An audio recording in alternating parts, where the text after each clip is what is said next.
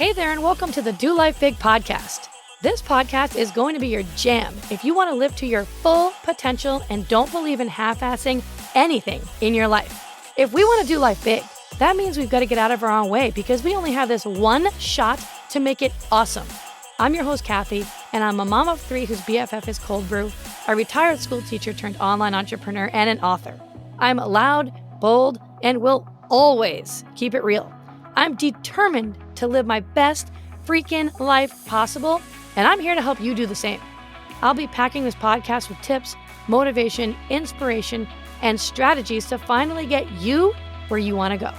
And we will have a ton of laughter along the way because, let's be honest, we can't ever take ourselves too seriously, right? I'm so excited you are here with me today. Now let's get this party started.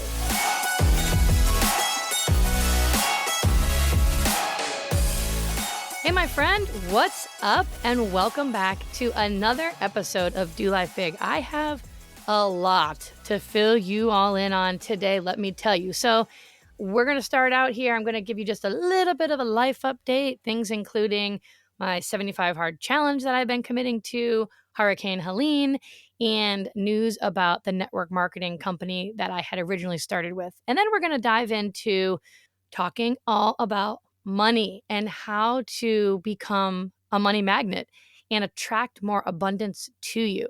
So let me just give you just a little recap because I know I get messages all the time about the 75 hard program. I committed to this a while ago. We are currently on day 38 of 75. And basically what it is you do 2 workouts a day, 45 minutes each workout. One workout is inside or whatever you want to do. The other one needs to be something outside. And then you get to drink a gallon of water every day, read 10 pages of a personal development book, take a daily progress picture, and follow some form of a nutrition plan, whatever one that you want. No cheating, no alcohol. And I am on, like I said, day 38. And I cannot even tell you how bad I wanted to drink because, as you may have heard, Hurricane Helene came through here down in Florida, and it has been absolutely a whirlwind. We live just about 8 to 10 minutes from Anna Maria Island, and that whole entire island got completely destroyed. I'm talking like houses floated away. Basically, the entire island was underwater. And luckily for us, fortunately, we didn't have any water come into our house, although it was very close. And my husband went outside one night, I think it was like a Thursday night, and the water was all filled up over the roads, over the sidewalk, starting to come up our driveway. And we had talked to somebody the following day who's been living here forever. And he's like, I've never seen it like that in my entire life. He said he came on at midnight to check, and it looked like a huge pond in his cul-de-sac. He walked out, the water was up to his knees. So it was close, but luckily it did not come into our house. But unfortunately, the beautiful island was just completely wrecked, and roads caved in. Once the tide went back out, because this all happened from the storm surge, but once the tide went back out, the entire island was covered in sand.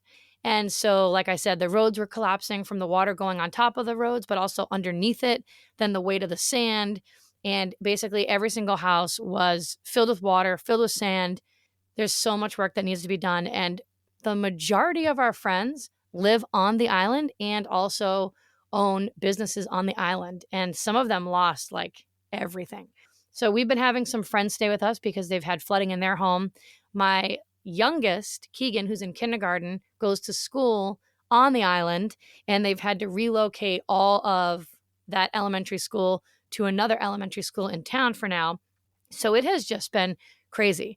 And so I've been staying strong with my 75 hard program, but when I get stressed out, I definitely like to have my Captain Morgan's or a Dark and Stormy or an espresso martini. I have never wanted one more in my entire life than now, but I haven't done it. So we've just been plugging along, just been trying to do what we can, probably get out there and help out and bring some supplies, help people clean their homes out. Basically anything that was wet needs to be taken out of the home, needs to be thrown out. Drywall in all these homes needs to be torn out. It's a lot of work. I think some of the island still doesn't have power or water. I'm not really sure, but it's just been a freaking whirlwind. So we've been dealing with that. just doing the best we can. It's been nice having our friends here because I think it is a little bit of a distraction for them. We can have some laughs together at night, have dinners together, things like that. Their kids have been having a great time and they don't want to leave. They're like, can we just stay for another whole week? I'm stay as long as you want. So we've been dealing with that. Now, while this is all going on now, mind you, as you're listening to this right now, I've literally just found out yesterday that the network marketing company who I started, which was my very first business, I've talked about this on so many different episodes, how my very first business that I got into was a network marketing company with Beachbody, now called Body.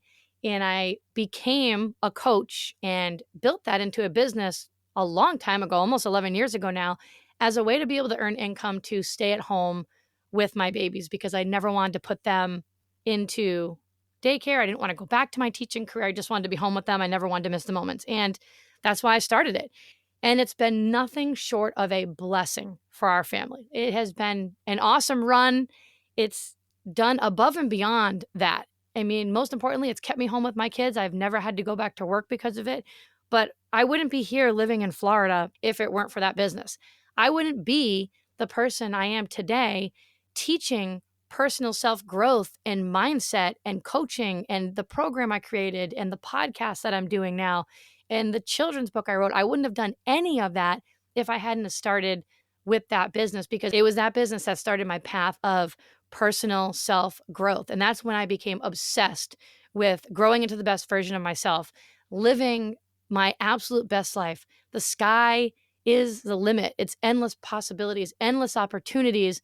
That's what being in that business opened my eyes to. And we just found out yesterday that they're getting rid of the whole network marketing component piece. The coaches, building teams, earning residual income. They're getting rid of the whole MLM business model and they're moving to an affiliate business model, which is what a lot of network marketing companies are now. And so I kind of had a feeling it was all a matter of time before this happened. But at the same point in time, because I built a very large team, we were still earning residual income every single week, even though I have not been building that business now for the last 3 years. And so they will be getting rid of that model, which means that anybody who's earning any kind of residual income from a team and coaches and all that is going to go completely away as of November 1st. And, it's crazy because, I see a combination of mixed emotions, obviously. It's obviously bittersweet. For me, I'm really, really glad. When I look back, I just have nothing but gratitude. Literally, I have all great things to say. It was an awesome ride while it lasted. I've met incredible people because of it. I had the ability to play just a really small role in impacting other people in their health and wellness journey along the way. And I've loved that. That was what really kept me up late working at night till midnight back in the day, was knowing that I was making a difference in some small way. I was helping give hope to other people. And so between that and just the life that we're living now and the ability for that to give me time home with all three of my kids, never having to miss a moment. I mean, I have nothing bad to say about that. And it's interesting to see some people just go down this path of, fear and anger and resentment, and they're bitter and they're like, this is total BS. And that company this and that company that, and they're just all negative energy around it. And at the end of the day, when doors close, you can either look back on those doors that are closed through one of two lenses, right? You can look through the lens of anger and fear and hate and scarcity and, resentment, and have all of that negative emotion, which is only going to cloud your vision for the future, right? Or you can choose to look through the other lens, which is the lens of hope and gratitude, and just be so thankful for having it be a part of your life, for coming into your life, for actually being a part of something, and focus on the good that it brought. And when you can choose to look through that lens, which is the lens that I try to choose to look through all the time as much as I can, but when you try to look through that lens as often as possible, then your vision can be clearer. And it's easier for you to step into the future and to step into more doors that are going to open for you. Because at the end of the day, if your vision is clouded and you're filled with hatred and anger and resentment, doors aren't going to appear open for you and you're going to feel stuck. Versus if you look through the lens of hope and gratitude and appreciation, more doors are going to be open for you, because then you will finally be able to walk through those doors. You'll finally be ready to walk through those doors. And so it was a sad day for a lot of people yesterday, because I know that there are a lot of my friends and people who I know who have poured their heart and soul into that business right up till the very last moment. They didn't diversify with their income. They put, all their heart and soul into this one business, and that's going to, affect them, but they'll figure it out. Everything is figure outable. There's so many opportunities. This is why I always try to say and try to live by how important it is to have multiple streams of income. Never put all of your eggs in one basket. At the end of the day, with network marketing, it was an awesome business to be a part of, but there's also still a CEO running that network marketing company that essentially at the end of the day has all the control over what happens or what doesn't happen, right?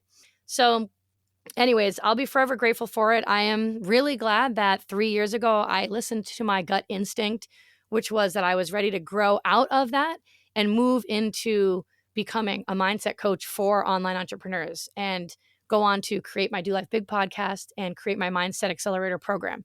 So there's that. And then the last thing that I wanted to update you on is that tomorrow, the doors to my Mindset Accelerator program are going to be closed. So this is my signature program. I only open the doors for enrollment about 3 or 4 times a year. So I'm not really sure when I'm going to open the doors next. But this program is for you if you're an online entrepreneur who is plateaued in your income and you're not seeing consistent income growth, and you want to be able to get the ball rolling. You want to be able to get that consistent income growth and build the 6 figures and beyond. It's also for you if you're someone who's like, I don't really know what to do next. Maybe you are part of Beachbody or Body and you're like, I don't know what to do next. I don't want to make any impulsive moves. This is for you if you're wondering, what should I do? Should I start a business next? Because when I do start a business, I want to make sure that I have no limiting beliefs that are going to hold me back and prevent me from having the success that I want in my business. And this is also for you if you're someone who's brand new to business and you just want to fast track your success to 6 figures without having to hustle and work 24/7, take more time away from your family. It's not about working harder and longer to get the results that you want. It's all about learning how to rewire your mind for success. So that way we can create new neural pathways. So that way you can start to get the success that you want in your business and be that confident entrepreneur who's filled with joy and excitement for their business, and one that also allows you to think of your business as something that's fun and light and simple, because business should never feel heavy. And so if that's you, I would highly encourage you to get on in here. You can go to the mindsetaccelerator.com. You can get yourself registered. This is the missing link for people. I've been there, done that, and I've helped hundreds of other people do the exact same thing and rewire their mind for success. So get on in there. Don't miss out. All right, we're finally moving on to today's episode, which is going to be all about money. So money's a funny thing, right? I don't know about you, but when I was growing up, we were always taught, like, don't talk about money. Don't talk about money. Don't talk about politics. Don't talk about religion, right? These are just things that you shouldn't talk about. So it was this whole concept around money where it's like, it needs to be secretive. It needs to be private. But now as I've gotten older, run multiple businesses, and all of our friends literally own businesses. It's funny how opposite that is, because you've got to talk about money. You've got to talk how to grow it. And that's what I teach as part of my Mindset Accelerator program, how to work through those mindset blocks to actually build the income that you want. And so it's something that needs to be talked about. But when we look at money, money is really just energy. That's all it is. And we're either looking at it with like a scarcity mindset or an abundance mindset. And if you're looking through the lens of scarcity in terms of money, then you're going to be filled with worry and you're going to be filled with being anxious. And someone who has a scarcity mindset around money or scarcity beliefs around money is someone who would say something like, I can be a great parent or I can be a great business owner. They use that word or all the time. Like they can only be one or the other. I can buy my dream house or I can go on my dream vacation, right? So it's either one or the other. It's rooted in scarcity mindset versus Abundance uses the word and. So they would say things like, I can be a great parent and I can be a great business owner. I can go on my dream vacation and I can build my dream home. So they believe in abundance, right? And so money is just this energy.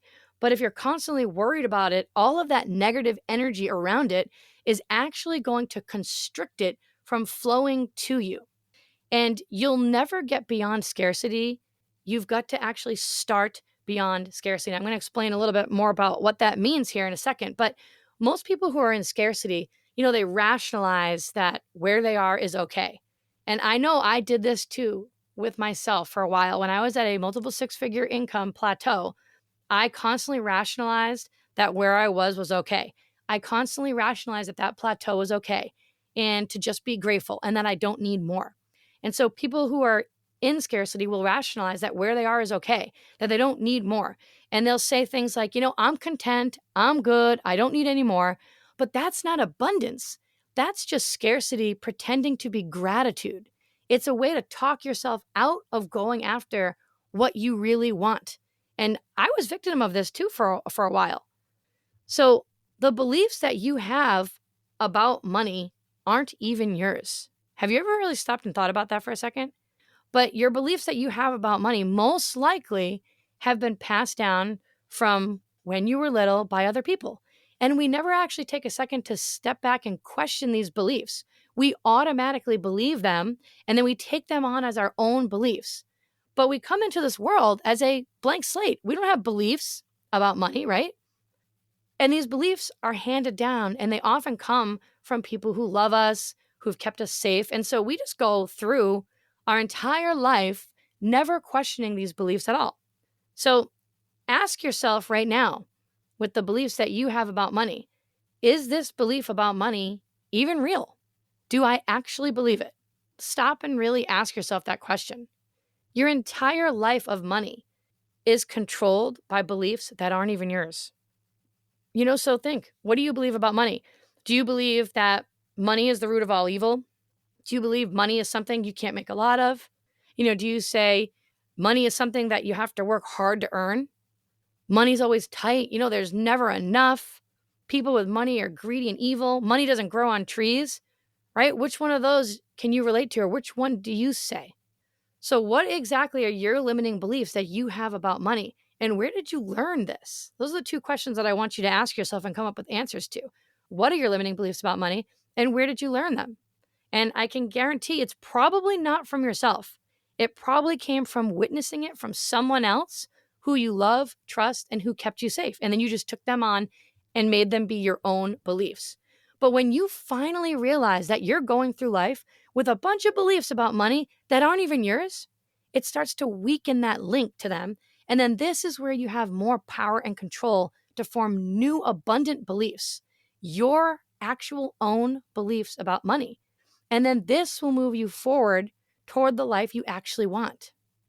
And then I also want you to stop and ask yourself, based on these goals and dreams that I have, what would I need to believe in order to make that possible? And you will notice that your answer is beyond scarcity. You can't live in abundance with a scarcity mindset around money. It's impossible. Your relationship with money is very similar to that of a friend.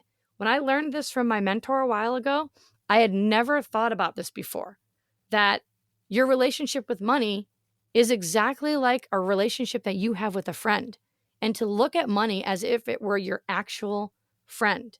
So if that were the case, how would you describe your relationship with your friends? What's it like? Think about your relationship with the people who come around and want to be around you the most, the people who you spend the most amount of time with. What's that like? And now think about how your relationship would be if you were around someone who didn't really like you and was rude to you or who judged you. What would you think about that relationship with that person?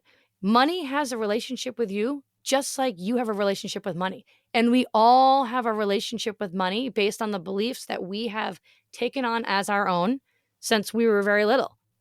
And so what's yours like? And if you were to describe money as a person, like what would you say? If money were a person, are you super clingy with it and saying like, oh my God, like, please don't leave me. I just want you to stay with me forever. Like, you need to be with me. Don't go. Are you clingy with money like that? Like you've got to stay, like you're capturing it. You're never letting it go. Would money want to hang out with you if that's really how you acted and treated it? Would money want to be around that kind of a relationship where they felt so suffocated and clinged onto? If your relationship with money is something of stress and anxiety and you're constantly thinking, like, oh my God, they're gone.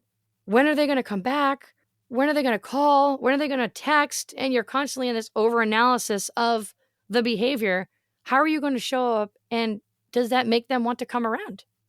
And the answer is no. So if money were a person, how would you describe this relationship with it? Or are you grateful for it when it's there? When money's there, you're so thankful and happy it's there. And then when it wants to leave and go somewhere else, you're grateful that they get to go and spend time with someone else. Do you go through that mindset? Because abundance is more, and there's no jealousy at all with abundance. A true friend wants you to be happy and successful. And so ask yourself, what is your relationship like with money? And I'm going to give you just a little activity to do that my mentor had told me to do a long time ago, where I want you to actually take out a piece of paper, obviously not now if you're driving, but take out a piece of paper and a pen, and I want you to write a letter to money as if it were a person expressing your feelings and the things on your heart to money. So whatever it is, there's nothing wrong. There's no wrong answers. It's really what's on your heart, what you want to say about it. Do you say things like, I wish you were here more. Why don't you call? Why don't you text? Whatever it is. Why are you stressing me out, etc., whatever. And just be really detailed, because this is you and this is all about your relationship with money right now and your beliefs about it. Anything that comes up is great.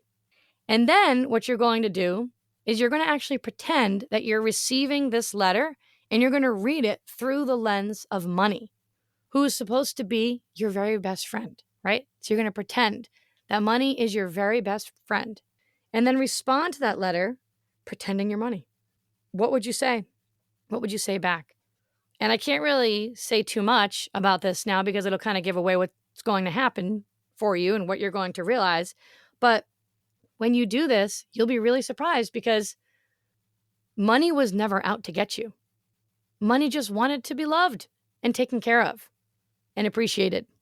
And you'll be able to identify some of your greatest limiting beliefs about money so that you can start to move beyond scarcity and become a more abundant person and attract more abundance to you. The best thing that you can do is to completely be neutral to money. Don't make it mean anything. It is what it is. It's energy. And the longer that you hold on to these old beliefs that have been handed down for you, the harder it's going to be for money to flow to you. You're going to push it away and continue to push it away. So it's something to consider if you're at a point in your life right now where you feel like you're struggling with money, right? Let's change those beliefs that we have about money so that we can become abundant and you can become a money magnet, and the money will start to just flow freely and easily, and you won't have those negative beliefs around it anymore. So I hope that today's episode helped you. Make sure to share this with a friend.